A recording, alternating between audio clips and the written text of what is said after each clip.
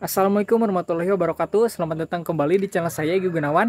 Nah, jadi di video kali ini saya mau cerita ya pengalaman dulu beli motor bekas di salah satu showroom motor bekas yang berada di Kuningan. Oke, gimana ceritanya? Kita lanjut aja. Nah, oke, jadi sekarang saya mau bercerita ya pengalaman saya dulu beli motor bekas di salah satu showroom motor bekas yang berada di Kuningan. Nama showroomnya itu Teraju Motor ya. Saya rasa ini penting banget untuk di-share ya.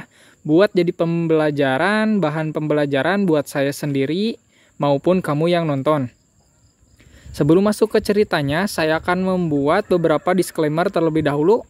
Disclaimer pertama, segala pembahasan di video ini murni berdasarkan pengalaman pribadi, pengakuan showroom motor nakal yang masih berkecimpung, atau yang sudah insyaf dari kerjaan dia di showroom.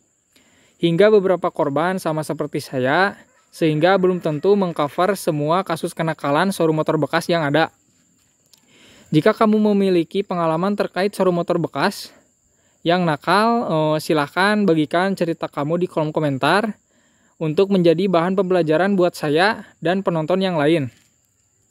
Disclaimer kedua, showroom motor bekas atau penjual motor di Facebook tentu saja hanyalah oknum, sehingga kamu para penjual motor bekas yang jujur tidak perlu merasa sedang dituduh atau merasa difitnah. Saya juga sependapat masih banyak showroom motor bekas dan penjual motor bekas yang jujur, meski showroom motor bekas yang nakal juga tidak sedikit jumlahnya gitu. Nah, apa saja sih pengelabuhan oknum showroom motor bekas atau penjual motor bekas? Terus, seberapa besar hal tersebut merugikan kita sebagai pembeli? Apakah ada tips agar kita tetap aman saat membeli motor bekas, terutama di showroom motor bekas? Mari kita bahas. Nah, pengelabuhan ke-1 itu meriset speedometer ya. Nah, biasanya showroom motor bekas meriset speedometer supaya terlihat menarik dan kesannya si motor jarang dipakai gitu, sehingga menarik pembeli buat beli unit motor tersebut gitu. Karena dirasa masih mulus. Tidak hanya itu, biasanya juga mereka sebelum ketemuan sama calon pembeli pasti dioleskan cairan-cairan supaya motor terlihat meyakinkan. Pengelabuhan kedua, transaksi jauh dari showroom motor tersebut ya. Nah, biasanya orang showroom mengajak transaksi jauh dari showroomnya, bukan tanpa sebab, melainkan untuk menghindari image buruk showroom motor bekas, dan biasanya si penjual bakalan mengaku bahwa motornya itu dipakai pribadi atau jarang dipakai ya. Pengelabuhan ketiga, omongannya manis. Nah, ini nih yang sering kemakan omongannya. Saya juga dulu kemakan omongannya. Omongan orang showroom pasti manis ya. Alasannya supaya motor butut mereka cepat kejual gitu. Dan pentingnya di sini kita sebagai pembeli jangan mudah percaya ya. Jangan tertipu tampilan motor yang bagus. Ada pepatah juga mengatakan don't judge a book by its cover. Karena yang terpenting dari motor itu mesin yang sehat dan kondisinya itu prima ya. Pengelabuhan keempat, oli di dalam mesin sedikit ya.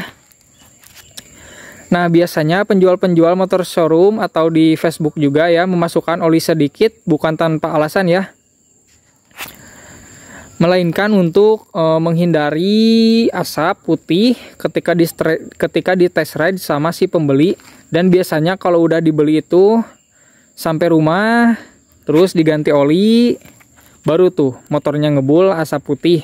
Ini banyak terjadi di Facebook ya. Pengelabuhan kelima, memasukkan oli yang lebih kental. Alasan penjual memasukkan oli yang lebih kental ya, supaya meredam suara kasar di mesin. Jadi pada saat si mesin menyala, suara mesinnya itu halus karena oli tersebut kental. Nah, sebenarnya masih banyak ya pengelabuhan lainnya. Mungkin kamu bisa bantu nambahin di kolom komentar. Nah, sekarang masuk ke inti awal cerita saya ketipu sama showroom Teraju Motor. Oke, jadi awal nama orang geus sabarba kalinya ngecek motor FUFA itu di Facebook ya. Cumanya gitu, tiap kali dicek KTKP tidak sesuai nu dina chat Facebook gitu. Aya nu ngomong masih segelan lah, kaki-kaki arempuk lah, siap dibawa jauh lah, bla bla bla bla. Pokok nama dialus-alus dina Facebook mah. Nah, pas dicek KTKP berbanding kebalik dengan omonganna dina chat gitu. Ngerti tuh? Jadi pas dicek KTKP mah mesin geus dibongkar, ngebul tipis, shock bocor, terus aya sorang elektrik, mesin rembes. Saya bisa tolerirnya lamun aya minus gitu saeutik mah karena ge motor bekas. Tapi nya lamun minus badag asa kacida gitu. Asa kacida sabab lamun mesin geus dibongkar pasti moal betaheun gitu. Moal betaheun, bayangkeun we tuh urang pas eta teh meuli motor hargana teh 14.7, bulutkeun we jadi 15 juta leuwih saeutik. Jeung ongkos lah jeung PP ka ditu ka Kuningan. Nah, ayeuna urang abus ka cerita urang katipu ku showroom Taraju Motor teh. Masih inget pisan si inisial ngaranna teh si Hendra. Nah, jadi pas eta teh 11 aya sama setahun yang lalu nya. Jadi can lila. Nah, kejadian teh kieu. Singkat cerita, nemulah motor FVFI 2018 warna merah dari showroom Taraju Motor. Awalnya mah urang teu apal eta motor showroom teu apal eta motor showroom motor bekas.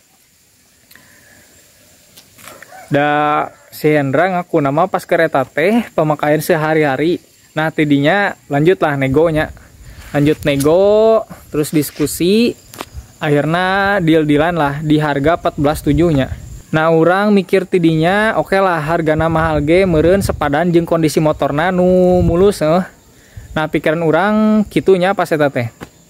Isukna meluncur lah ke Kuningan orang tuh. Jadi jauh-jauh dari Tasik ke Kuningan gitu. Bebelaan. Nah, jujur ini suatu kebodohan saya juga dan suatu kesalahan saya juga. Nya kitu lamun orang geus penasaran pasti bakal diudag gitu nepi ka mana ge. Karena kan pas si Hendra kirim foto motornya emang catnya itu masih bagus gitu. Tahu sendirilah kualitas cat Suzuki itu gimana gitu. Dan juga yang bikin saya ngiler waktu itu kilometernya itu rendah di kilometer 15 ribuan ya. Ditambah masih ada pelindung plastiknya gitu. Nah, jadi kayak gini pelindung plastik. Jadi kelihatan beneran mulus gitu. Pas udah nyampe di Kuningan, diajak COD-an. Nah, waktu itu COD-annya si Hendra mungkin ngajakin di rumah temannya ya. Saya masih ingat waktu itu di rumah temannya yang berada di Jalan Pahlawan Kerida, samping POM SPBU Jalaksana, pas depan gerbang SDN 3 Jalaksana. Nah, jadi di situ ada satu rumah ya, yang sekarang depannya itu buka bengkel motor dan servis dinamo. Cara ceknya gimana? Kamu bisa lihat di Google Maps ya. Kamu bisa lihat di Google Maps kalau mau tahu. Nah, jadi orang COD-an di dinya nya, COD-an di dinya. Wah, pokoknya nama dia teh tektokan, ngobrol dialus-alus pokoknya nama amis omonganna teh. Jeung emang si motor tampilan bodinya itu masih bagus dan kinclong gitu. Mungkin sudah dipoles dulu ya sebelum COD-an sama saya.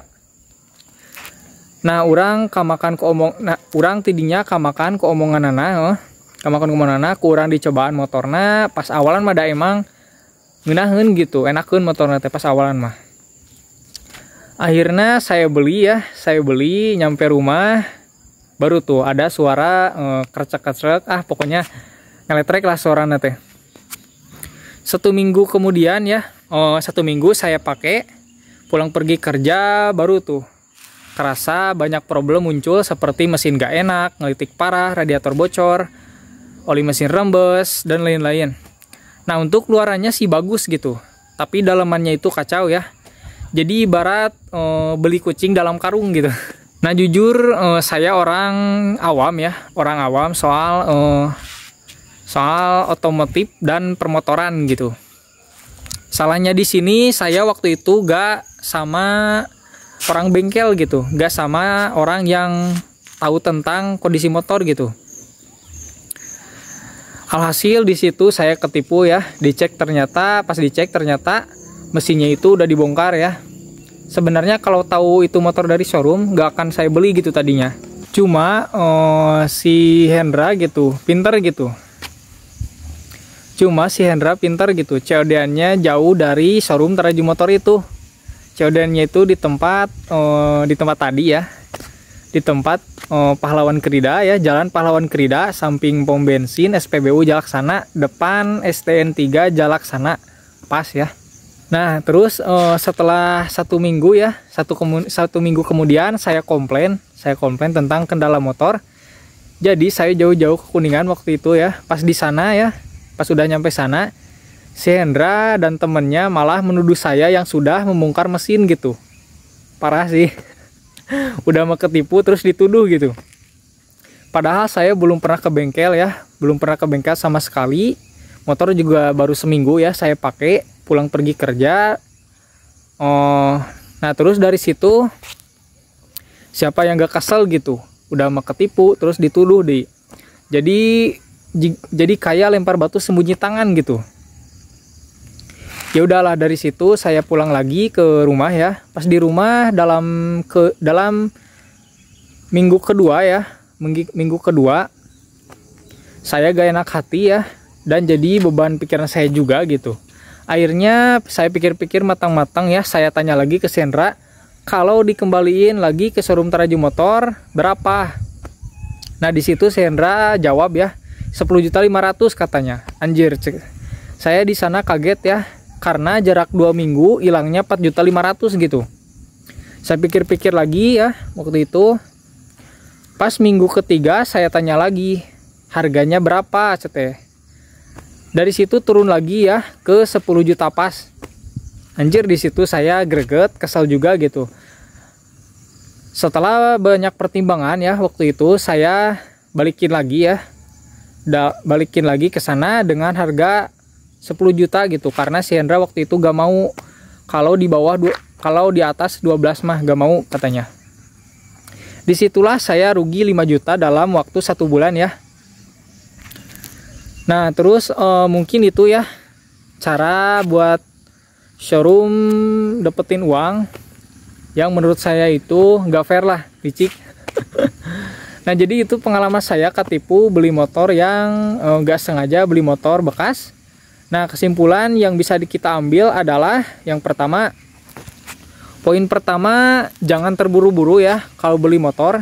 Dalam artian jangan terburu-buru itu, kalau ada yang bagus beli, kalau gak ada ya jangan gitu. Waktu itu saya juga terburu-buru ya, rusuh gitu.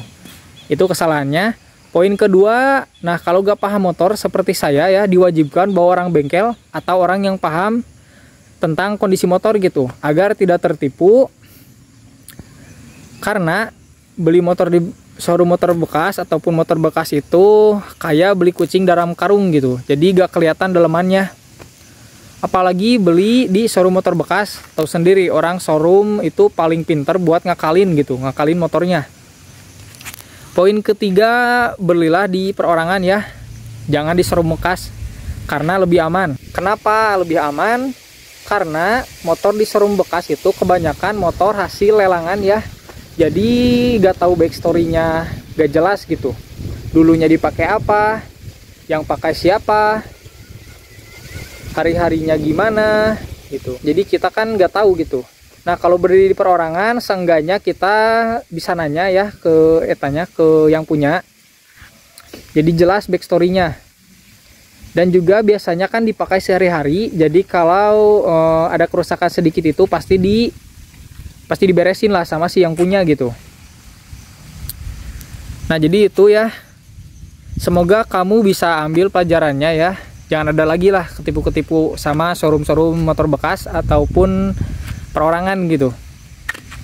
Karena rasanya gak enak banget gitu, uang yang dikumpulin selama berbulan-bulan habis dalam waktu 1 bulan gitu. Nah jadi itu ya, semoga kamu bisa ambil pelajarannya. Cerita saya ini jadiin warning aja, agar kamu lebih hati-hati aja ya dalam membeli motor bekas. Dan ini juga pertama kemarin sekaligus yang terakhir ya beli motor bekas di showroom motor bekas, karena saya udah gak percaya lagi mau showroom manapun gitu. Nah jadi itu aja ya, segitu aja. Jangan lupa di like, di komen, dan di subscribe juga agar kamu gak ketinggalan video terbaru dari channel saya. Sekarang waktunya saya untuk pulang dan pamit. Assalamualaikum warahmatullahi wabarakatuh. Semoga video ini bermanfaat.